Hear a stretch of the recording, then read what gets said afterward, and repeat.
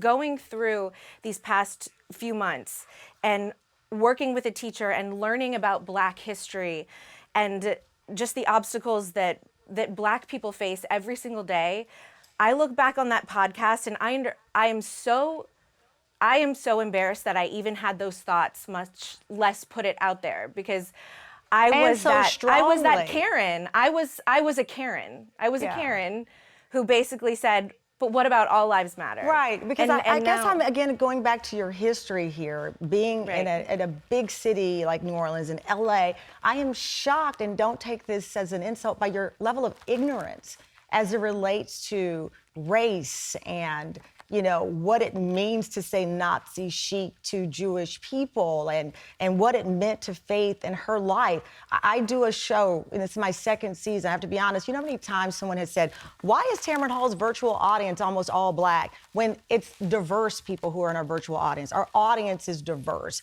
I've had to hear these people who question it. If my show is too Black, when very few people question if another show is too white, and you don't understand, being in Hollywood and auditioning, why diversity on both ends of the spectrum matter. I'm truly perplexed Tamron, by that. I do, but I do understand now. Yeah, you understand. And now. I truly do. And I've been wanting to talk about this podcast, because I now know how to speak for Black Lives Matter as opposed to How do you know that? All Lives Matter. I think that's an overreach. I don't know if you know how to speak to it, but I think you can empathize. No, not speak to it. Okay. Speak for it, to be able to defend it when people How do are you questioning defend it. Okay, so now you're in your circle of friends who once were capable of making some off-color jokes, no pun intended, and they say to you, Stassi, why do Black lives matter? What is your answer? Because Black people are dying, because they've been oppressed for 400 years. All lives can't matter until Black lives matter, and that's something that I've realized in doing classes. I look at life as, you know, you have your professional resume and then you have your life resume. And this, in so many ways, these incidents are now part of your life resume. You likely have to explain it to your daughter or talk to her, use what you've learned to educate her. I'm sure you're thinking a lot about that. Oh, absolutely.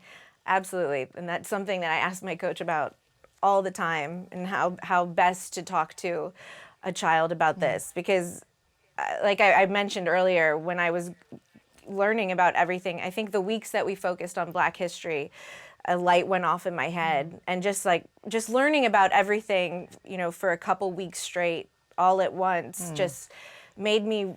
I had never thought about the oppression that Black people face in that way. There was just so much that I didn't understand, and again, I understand that. It's my fault that I didn't educate myself. I mean, this is a very serious matter, but I have to tell you, when you tell me you go to your coach, where do you find a diversity coach? I mean, is this a listing? Word of mouth, you know, Google, the same way that you find anyone else. But I wanted to have a safe space to ask questions and talk about these things. I didn't want to just talk to my friends about them, and I felt like. Do you go daily to the diversity? I mean, is it over the phone? Is it on a Zoom? How does that? Is it like an hour a week?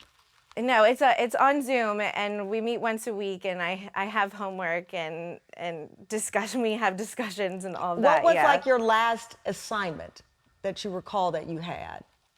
My last assignment was I had to take a race test where you immediately click things based on your immediate reaction to a question to see your bias and what your preferences are with things that you might not even realize your bias about. I may have to do a whole show on that. I mean, it is a fascinating thing.